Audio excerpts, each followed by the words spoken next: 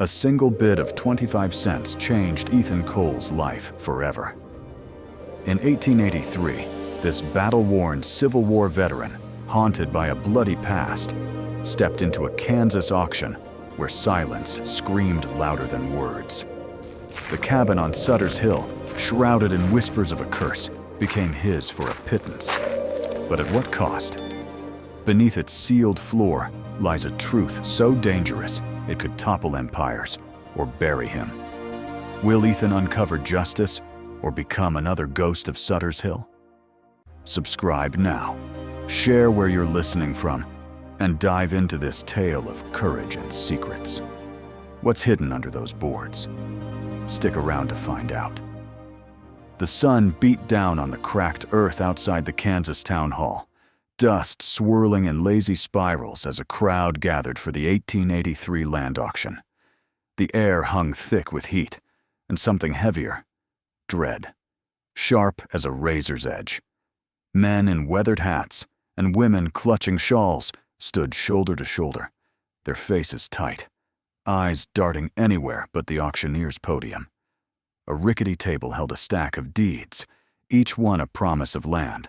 But one lot drew no whispers, no eager glances. The cabin on Sutter's Hill, starting at a measly 25 cents. Ethan Cole leaned against a hitching post, his boots scuffed from years of wandering, his gray eyes scanning the crowd. A Civil War veteran, he carried scars deeper than the ones crisscrossing his hands, memories of blood-soaked fields and friends buried in unmarked graves. Kansas was supposed to be a fresh start, a place to outrun ghosts, but the town's silence felt like a warning. The auctioneer, a wiry man with a mustache like wilted straw, cleared his throat, his voice cutting through the stillness. Lot 17, Sutter's Hill Cabin, 12 acres, a well, good bones.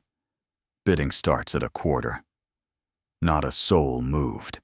Ethan's gaze flicked to the crowd. Ranchers with coin-heavy pockets, merchants with hungry eyes, all frozen. A bead of sweat traced down his temple, not from the heat, but from the weight of their stares. The name Sutter seemed to choke the air, like a curse no one dared speak. He raised his hand, calloused fingers steady. 25 cents. A gasp rippled through the crowd, soft as a snake's hiss. The auctioneer's gavel hovered, his eyes wide, as if Ethan had just spat in the face of God. "Any other bids?" he croaked, voice brittle. Silence answered, thicker than before.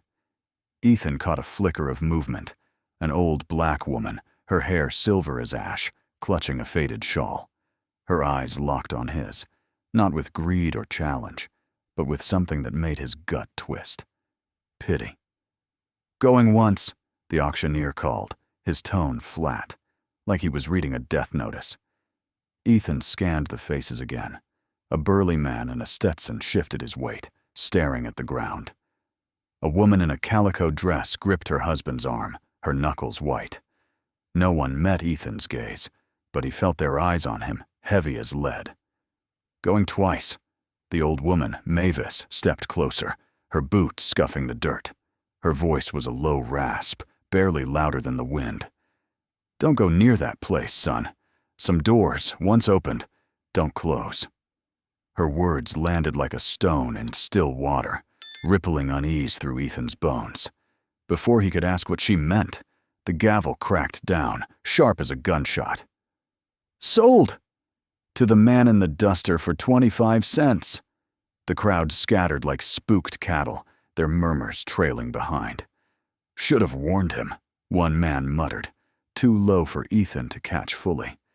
"Ain't been right since Sutter." Another voice faded as boots shuffled away. The auctioneer shoved the deed into Ethan's hand, his fingers trembling, his eyes fixed on the horizon. "Take it and go," he said, voice barely above a whisper, then turned and hustled back inside the town hall.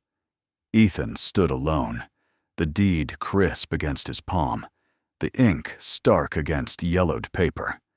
He glanced at Mavis, still lingering near the edge of the crowd, her shawl pulled tight despite the heat.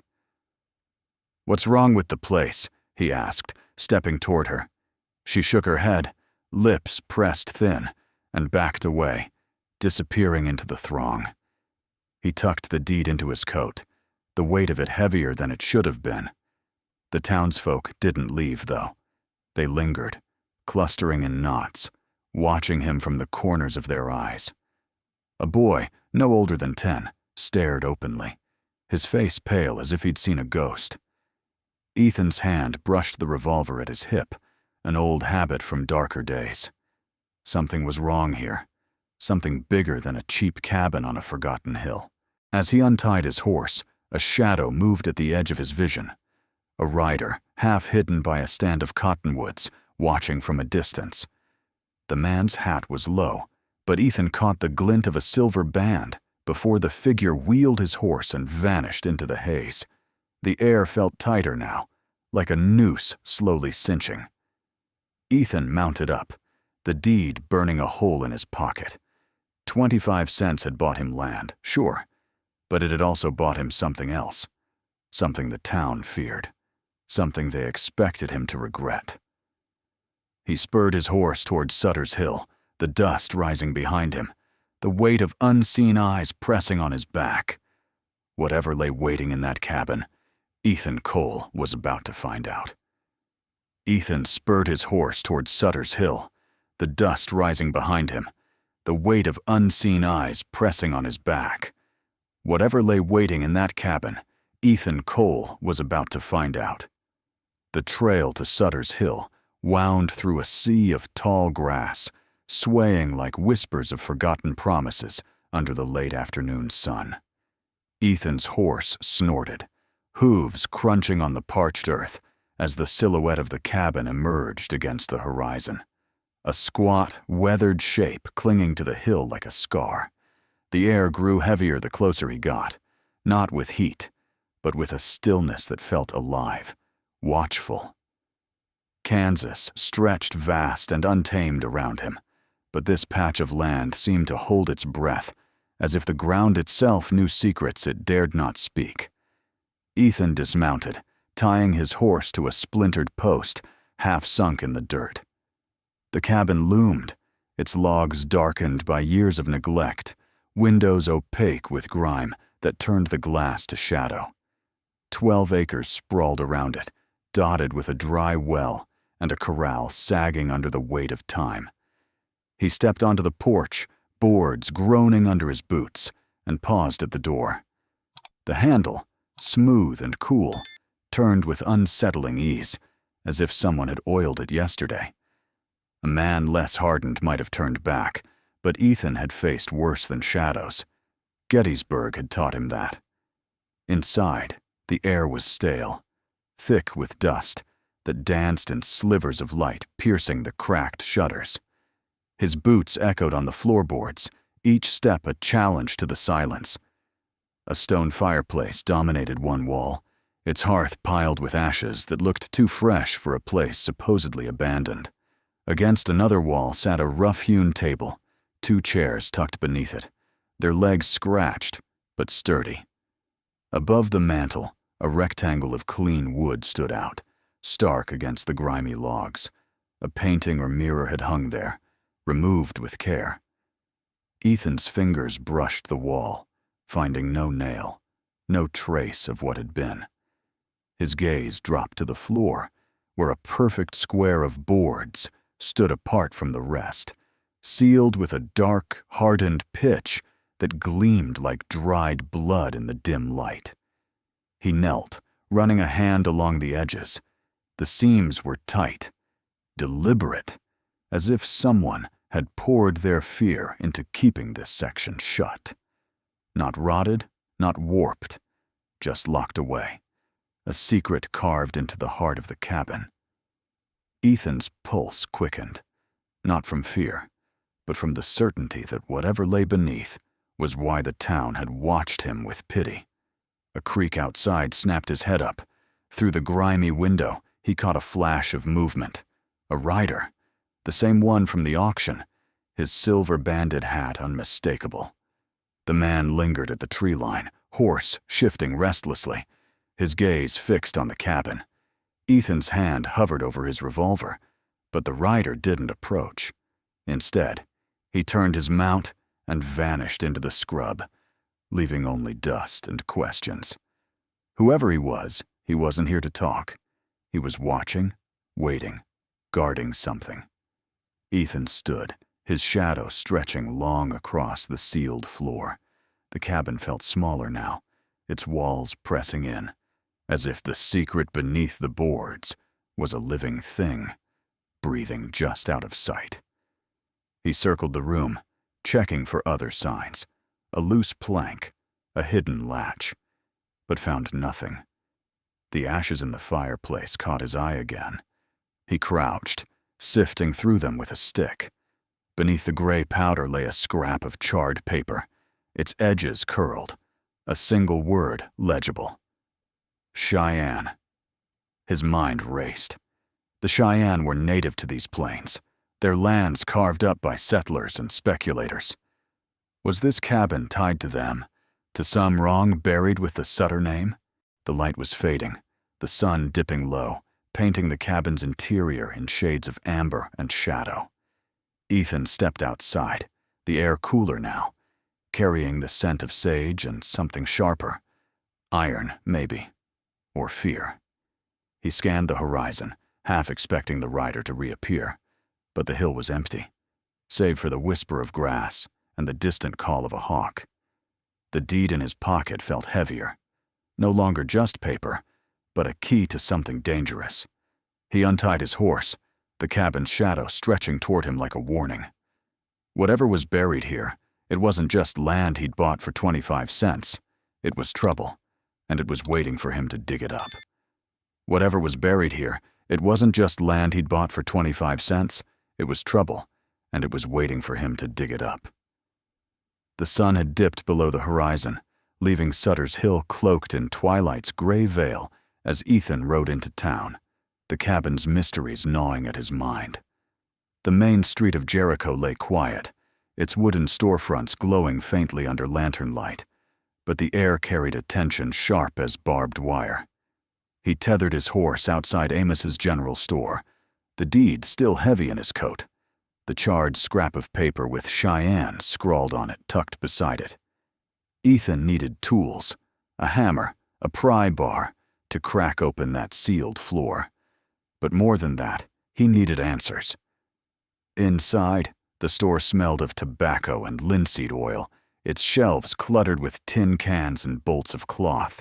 A handful of townsfolk milled about, their conversations halting the moment Ethan's boots hit the creaking floorboards.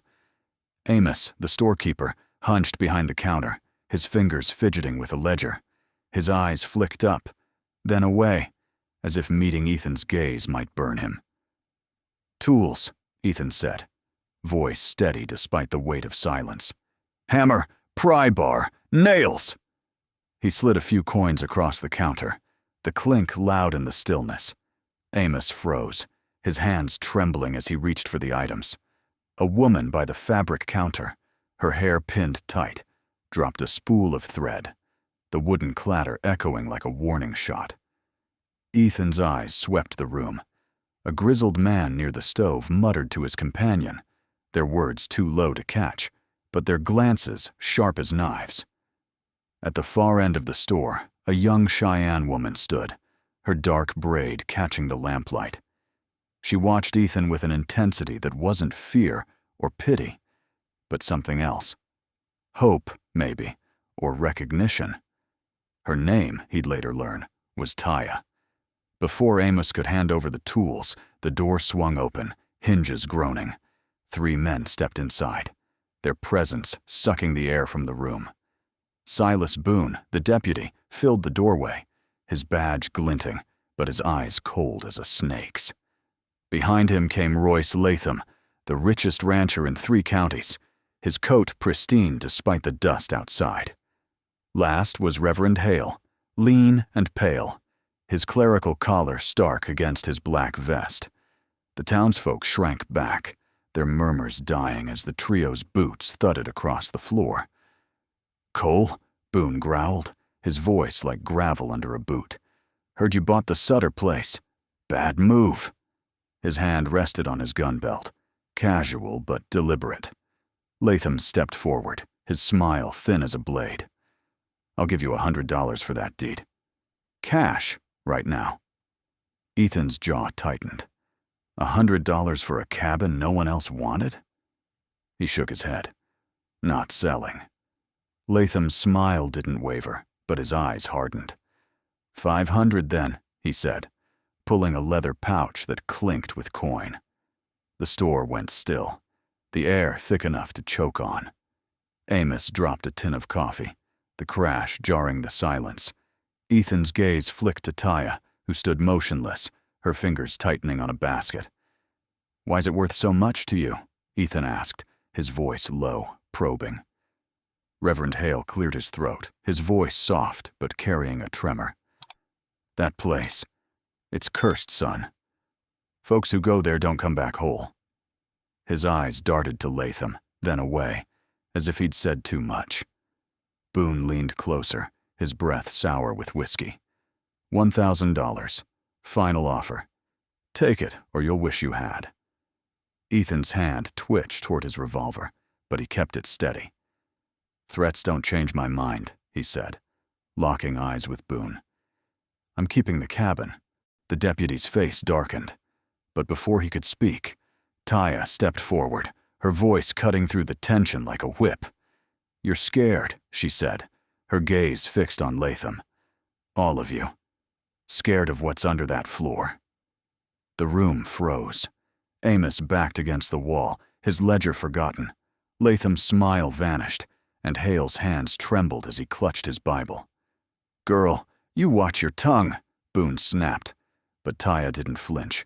She looked at Ethan, her eyes fierce. "Whatever you find in that cabin, it's bigger than these men. Bigger than this town." The door creaked again, and every head turned. A shadow lingered outside, the silver band of a hat catching the lantern light before it vanished. Ethan's blood ran cold, the rider from the hill. Boone cursed under his breath, his hand dropping to his gun. "You're in deep now, Cole," he muttered. "Hope you're ready for what comes next." Ethan grabbed the tools from the counter, the weight of them grounding him. He nodded to Taya, sensing an ally in her defiance, and strode out into the night, the town's secrets trailing him like smoke. Ethan grabbed the tools from the counter, the weight of them grounding him. He nodded to Taya, sensing an ally in her defiance, and strode out into the night, the town's secrets trailing him like smoke. The moon hung low over Jericho, casting a pale glow across the rutted street as Ethan untied his horse. The air was sharp with the scent of dust and distant sage, but the silence felt wrong. Too heavy, like the calm before a stampede. His hand rested on the pry bar tucked into his saddlebag, its cold steel a reminder of the sealed floor waiting back at Sutter's Hill. Taya's words echoed in his mind. Bigger than this town. And the rider's silver-banded hat flashed in his memory. Someone was watching, and they weren't done with him yet. He swung into the saddle, the creak of leather loud in the stillness, and nudged his horse toward the edge of town. The trail stretched dark and narrow, flanked by gnarled cottonwoods that clawed at the sky. Half a mile out, a rustle in the brush made his horse shy.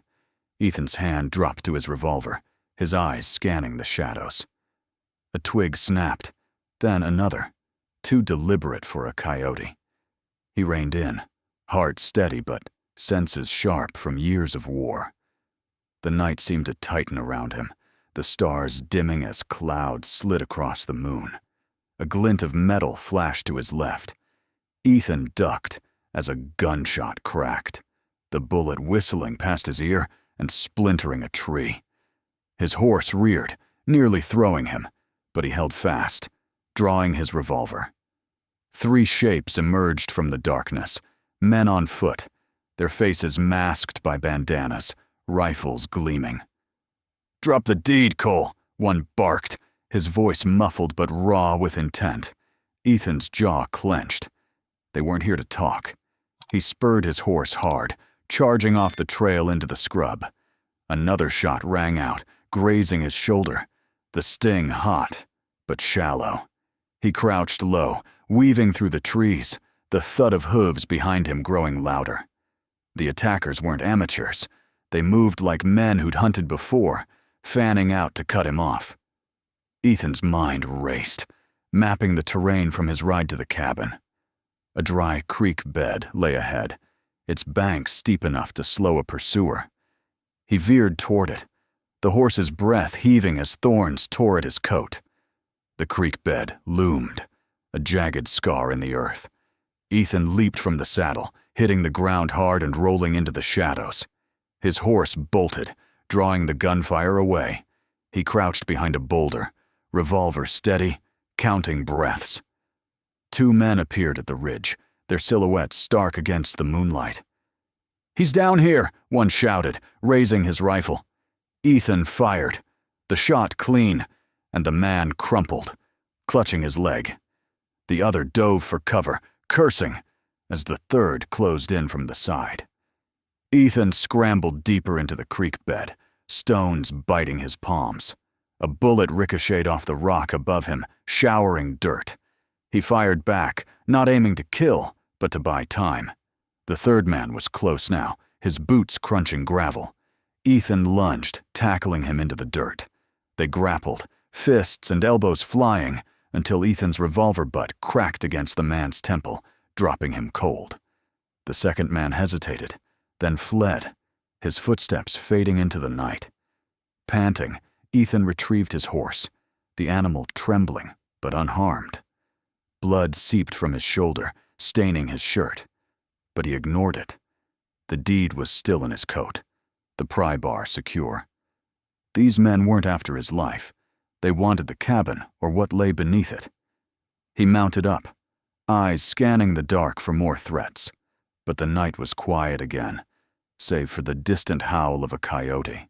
As he rode back toward Sutter's Hill, the weight of Taya's warning settled heavier.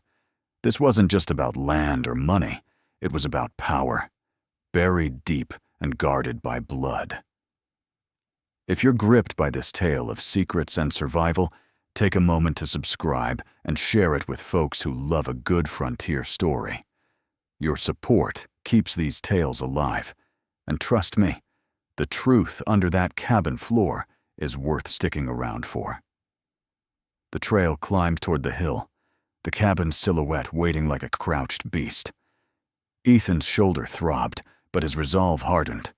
Whoever sent those men, Boone, Latham, or someone higher, knew he was close to uncovering their game. The sealed floor, the Cheyenne scrap, the rider's shadow, they were pieces of a puzzle, and Ethan was done running from it. He'd crack that floor open tonight, come hell or high water, and face whatever lay beneath. He'd crack that floor open tonight, come hell or high water, and face whatever lay beneath.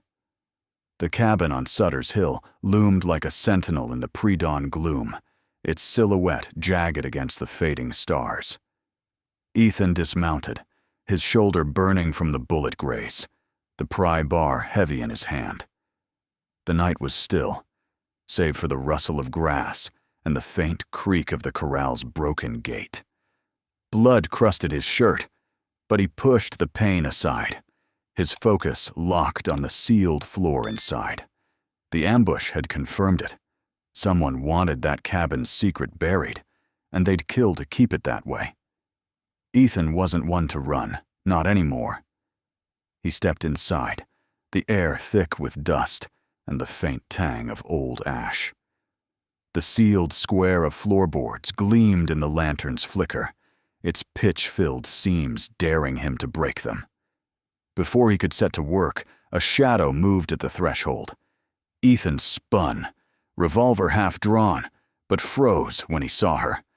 Taya, the Cheyenne woman from the store, her braid swinging as she stepped inside, eyes fierce but steady. "You're not safe here," she said, her voice low. like the wind over the plains. "They'll come again." Ethan lowered his gun but kept his grip tight. "Who's they?" he asked, studying her. Taya's hands were empty, but her posture spoke of someone who'd faced danger before. She crossed the room, stopping at the sealed floor, her fingers tracing the dark pitch. "Men like Boone and Latham," she said. "Men who've stolen more than land." Her eyes met his, holding a grief that cut deeper than his own scars. "That rider you saw? He's one of Latham's. They've been watching this place for years." Ethan's jaw tightened. "What's under here?" He tapped the pry bar against the floor, the thud echoing like a challenge. Taya knelt beside him, her voice dropping to a whisper. "Truth. Blood. My father's blood." She pulled a silver bracelet from her pocket, its Cheyenne carvings catching the light. "This was his. He was a chief, killed when I was a girl. They said it was raiders, but it was Latham's men. This cabin, it's tied to him, to Jonah Sutter, to a lie they built to cover murder." The weight of her words settled like dust on Ethan's shoulders. He'd fought in a war over ideals, seen men die for less, but this was personal, a wound that hadn't healed. "Sutter," he said, recalling the name's shadow over the auction. "What happened to him?" Taya's eyes darkened. "He owned this land, tried to stop Latham from selling Cheyenne territory to settlers with fake deeds. They killed him, his wife and his son, burned their names out of the town's memory, called it a curse to scare folks away." Ethan set the lantern down, its glow casting long shadows across the walls. "And this floor?" Taya nodded. "My father came here before he died. Said Sutter hid proof, papers, maps, something to expose Latham's fraud. They sealed it shut to keep it buried." She paused, her voice hardening. "I've waited years to find it. You bought this cabin, Cole. You're part of this now, whether you like it or not." A creak outside made them both tense. Ethan doused the lantern, plunging the cabin into darkness. He crept to the window, peering through the grime. No rider, no silver-banded hat, just the wind stirring the grass. Still, his gut told him time was short. "Help me," he said, turning to Taya. "We open this now, or we're both dead by morning." She didn't hesitate, grabbing the pry bar's handle alongside his. Together, they wedged it under the boards, the pitch cracking like brittle bone. The wood groaned, resisting, but slowly gave way, revealing a dark cavity beneath. Inside lay an iron strongbox, its surface pitted with rust, and a wooden box carved with Cheyenne symbols. Ethan lifted them out, his hand steady despite the pulse hammering in his ears. The strongbox was locked, heavy with promise.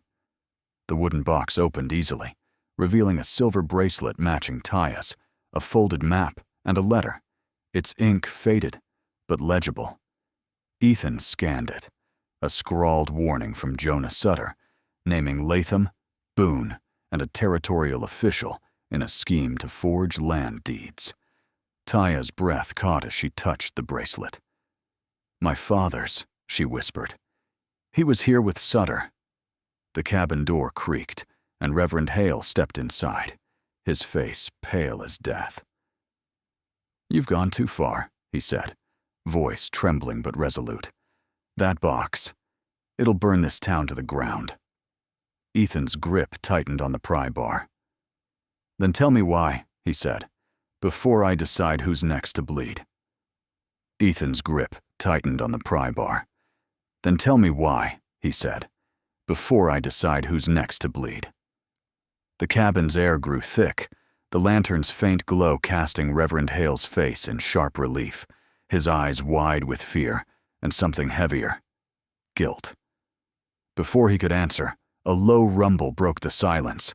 Hooves, too many to count, thundering up Sutter's Hill. Ethan doused the lantern, plunging the room into darkness.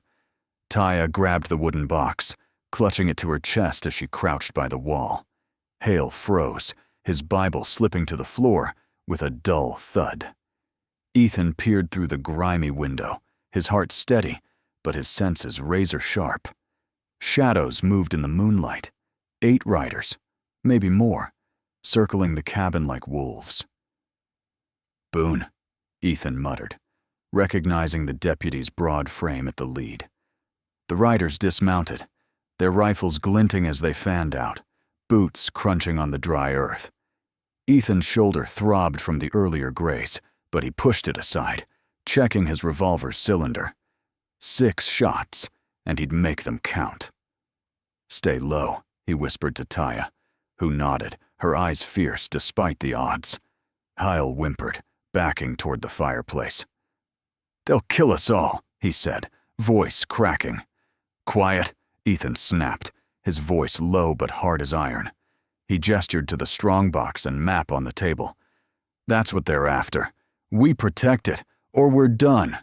Taya slipped the letter and bracelet into her jacket, her movements swift and silent. Outside, Boone's voice cut through the night, sharp as a blade. "Cole, come out with the deed and whatever's in that floor, or we burn this place down with you in it." Ethan's jaw clenched. He wasn't surrendering. Not after the ambush. Not after Taya's story. The cabin creaked as a gust swept across the hill, the corral gate banging like a warning drum. He moved to the door, keeping low, and cracked it open just enough to see. Boone stood at the center, his badge catching the moonlight, a smirk twisting his face. Behind him, townsfolk trailed up the hill, their lanterns flickering, drawn by the commotion, their faces pale with dread. Mavis, the old woman from the auction, was among them, her shawl tight around her shoulders. "You're outnumbered, Cole," Boone shouted, raising his rifle. "Last chance." Ethan's mind raced. The townsfolk weren't armed, but their presence changed the game. They were witnesses, and Boone couldn't kill him in front of them without consequences. Or could he? Ethan stepped onto the porch, revolver in hand but lowered, the pry bar tucked into his belt. "You want what's in here?" he called, holding up the deed. "Tell me why it's worth killing for." Boone laughed, a harsh sound like gravel underfoot. "You're dumber than you look. Sutter tried the same game. Thought he could hold those papers over us. He's dead now. Him and that Cheyenne chief who helped him. You want to join him?" The words hit like a bullet. The townsfolk gasped, murmurs rippling through them. Mavis stepped forward, her voice trembling but clear. "You killed Jonah Sutter, Silas, and Taya's father. You said it was raiders." Boone's smirk faltered, his eyes darting to the crowd. "Shut up, old woman," he snarled, but the damage was done. The townsfolk shifted, their fear giving way to anger. Taya stepped out beside Ethan, the silver bracelet gleaming on her wrist. "You murdered my father," she said, her voice steady, cutting through the night. "For land you stole from my people."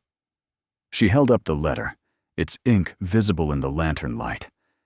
"This proves it. Latham's deeds, your orders, all of it." Boone's face twisted, and he raised his rifle, aiming at Taya. "You're done, girl." Ethan moved faster, shoving her behind him as the shot rang out, splintering the doorframe. The crowd surged, no longer silent. A rancher grabbed Boone's arm, shouting, "Enough!" Another townsman tackled one of Boone's men, fists flying. Chaos erupted, lanterns swinging as the hill became a battleground. Ethan fired, wounding a rider in the shoulder, then ducked as bullets answered. Taya dragged Hale inside, the preacher muttering prayers as shots tore through the walls. Boone broke free, lunging for Ethan, his knife flashing. Ethan parried with the pry bar, metal clanging, and drove his fist into Boone's jaw. The deputy staggered but swung again, slicing Ethan's arm before a townsman, Mavis's son, burly and furious, tackled him into the dirt. The remaining riders hesitated, seeing their leader pinned, and fled into the dark. Boone roared, cursing as the townsfolk held him down. Mavis stood over him, her eyes blazing. "Your lies end tonight, Silas." The dust settled, the hill quiet save for Boone's labored breathing. Ethan clutched his bleeding arm, the deed and strong box still safe. Taya met his gaze, her face resolute. They had the proof now, and the town was awake. But Latham was still out there, and the fight was far from over. The dust settled, the hill quiet save for Boone's labored breathing. Ethan clutched his bleeding arm, the deed and strong box still safe. Taya met his gaze, her face resolute. They had the proof now, and the town was awake. But Latham was still out there, and the fight was far from over. Dawn broke over Sutter's hill, painting the sky in streaks of fire as Ethan, Taya, and Reverend Hale rode hard toward the territorial capital. The strong box and wooden box rattled in Ethan's saddlebag. Their contents, forged deeds, maps, and Jonah Sutter's letter, worth more than gold and twice as dangerous. Boone was bound and gagged, slung over a horse led by Mavis's son, Caleb, who'd insisted on joining them. The townsfolk had dispersed, some vowing to spread word, others too shaken to speak. Ethan's arm throbbed, the knife wound fresh, but the pain kept him sharp. They had one chance to deliver the evidence before Latham's reach caught up. The trail to the capital stretched across the Kansas plains, a ribbon of dust flanked by sagebrush and distant bluffs. Hooves pounded the earth, kicking up clouds that stung Ethan's eyes. Taya rode beside him, the silver bracelet glinting on her wrist, her jaw set like flint. Hale trailed, his prayers mumbled under his breath, guilt etched into his sallow face. Caleb kept a steady hand on Boone, whose muffled curses faded as the miles wore on. Ethan scanned the horizon, half expecting Latham's men to crest the ridge. The rancher had fled, but a man with his wealth didn't vanish. He schemed. By noon, they reached a stagecoach stop, its weathered sign creaking in the wind. A grizzled driver, chewing tobacco, eyed them warily. "Trouble follows you," he said, spitting into the dirt. Ethan tossed him a coin. "We need a coach to the capital, fast." The driver glanced at Boone, trussed like a hog, and shrugged. "Your funeral." They piled into the rickety coach, the strong box at Ethan's feet, Taya clutching the wooden box. Hale's hands shook as he clutched his Bible, muttering, "God forgive me for staying silent." The coach lurched forward, wheels groaning over ruts. Inside, the air was stifling, dust sifting through cracked boards. Taya opened the wooden box, pulling out the map. Its lines traced Cheyenne lands, marked with fraudulent sales, parcels sold 10 times over to settlers who'd never see a deed. "My father fought for this," she said, her voice steady but raw. "He trusted Sutter. They both died for it." Ethan studied the letter again, Sutter's scrawl naming Latham, Boone, and a territorial clerk, Amos Reed, as key players in the fraud. Reed's name hit like a stone. Ethan hadn't suspected the nervous storekeeper. "Reed knew," Ethan said, piecing it together. "That's why he shook like a leaf when I bought the tools." Taya nodded. "He's Latham's eyes in town. Probably warned him we opened the floor." Hale's head snapped up. "Reed's just a pawn," he said, voice trembling. "Latham's the one who paid for my church, kept me quiet. I thought I was protecting my flock." Ethan's eyes narrowed. "You protected a thief. Now you're making it right." The coach jolted as shouts rang out. Ethan peered through the window. Riders, 6 of them, closing fast, their dust clouds swallowing the trail. "Latham's men," he muttered, drawing his revolver. Taya grabbed a rifle from under the seat, her hand steady. Caleb untied Boone, shoving him forward. "Talk, or you're first to bleed," he growled. Boone spat, his eyes wild. "Latham's gone to Texas. You're dead if you keep those papers."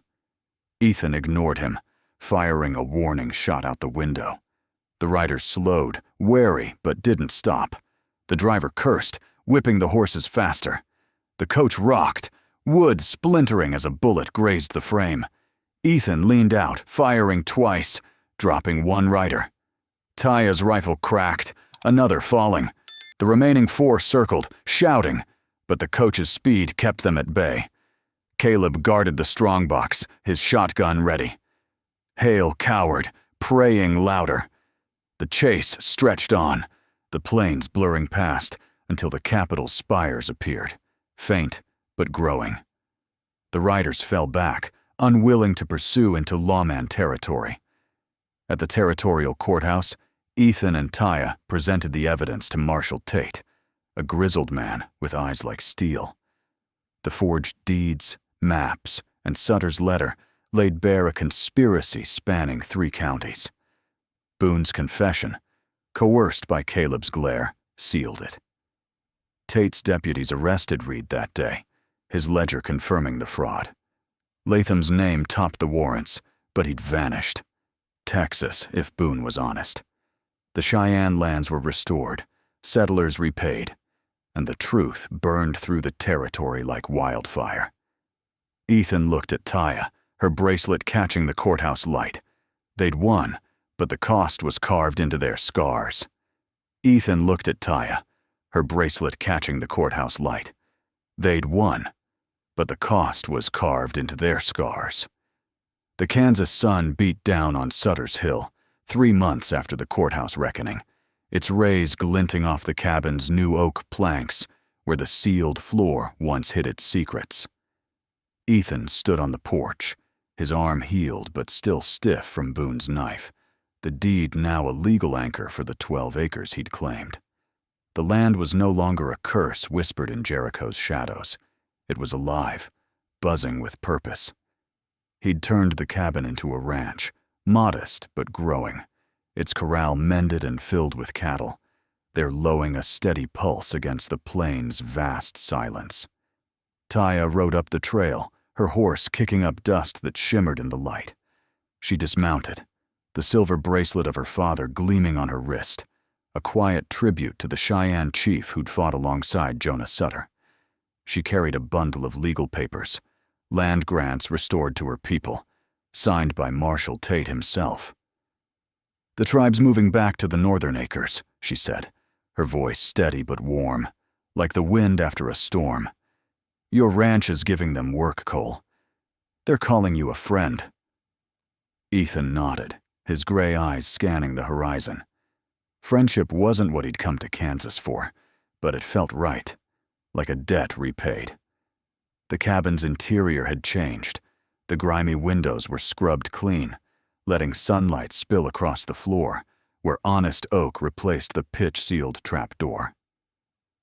On the wall above the fireplace, Ethan had hung the Cheyenne bracelet from the wooden box, its carvings a reminder of the blood spilled to bury the truth. Beside it, framed in simple pine, were the new deeds, legitimate ones, for the ranch and the restored Cheyenne lands. The strong box, once heavy with Latham's stolen coin, was empty now, its contents distributed to defrauded settlers under Tate's watchful eye. Ethan had taken none of it, wanting no part of blood money. Jericho had changed, too. The town's silence had broken, its people no longer cowed by Latham's shadow. Mavis, now a quiet leader, ran a cooperative at the general store, replacing Amos Reed, who'd been sentenced to 5 years for his role in the fraud. Reverend Hale preached again, his sermons sharper now, calling for justice over comfort. Caleb, Mavis's son, worked the ranch alongside Ethan, his broad shoulders hauling feed while swapping stories with Cheyenne hands. The town wasn't perfect. Whispers of Latham's escape to Texas still stirred unease. But it was healing, its scars worn openly like Ethan's. A rider approached, dust trailing behind. Ethan tensed, his hand brushing the revolver he still carried, but relaxed when he saw it was Marshal Tate. The lawman dismounted, his boots crunching gravel, his steel eyes softer than at the trial. "Got word from Texas," Tate said, spitting tobacco into the dirt. "Latham's holed up in a border town, but he's slipping. We'll get him." Ethan nodded, unsurprised. Men like Latham didn't vanish. They festered. Tate handed him a letter, sealed with the territorial seal. Reward for your part in the case, enough to expand this ranch. Ethan tucked the letter away, unopened. Give it to the Cheyenne, he said. They lost more than I did. Tate raised an eyebrow, but didn't argue, mounting up with a grunt. As he rode off, Taya stepped beside Ethan, her gaze fixed on the bracelet above the fireplace. You're not what I expected, she said, a faint smile breaking her usual reserve. Most men would have taken the money and run. Ethan shrugged, his eyes on the cattle grazing beyond the corral. I've run enough. This land's worth more than coin. It's proof we can build something honest. The words felt heavy, not just for the ranch, but for himself. Gettysburg had left him hollow, a man who'd forgotten what he could be. Sutter's Hill had reminded him, a fighter, not just for survival, but for what was right. The sun dipped low, painting the plains gold. Ethan and Taya stood on the porch, the cabin behind them no longer a tomb, but a beacon. The Cheyenne hands sang softly in the distance, their voices weaving with the wind. The land, once stained by lies, now held promise. Shared work, shared justice. Ethan's hand rested on the porch rail, the wood warm under his palm. He'd bought this place for 25 cents, expecting a fresh start. Instead, he'd found a purpose, etched in the scars he and Taya carried, and in the legacy of a hill that refused to stay silent. The dust has settled on Sutter's Hill, but its story lingers, a testament to courage and justice carved from a 25-cent bid. What did Ethan and Taya's fight stir in you? Share your thoughts. Did their scars and triumphs resonate? Your reflections keep this tale alive, and I'm grateful for your time in this frontier journey. The plains hold more stories, waiting to unfold, so ride back with us for the next chapter. Until then, keep the truth close and the horizon in sight.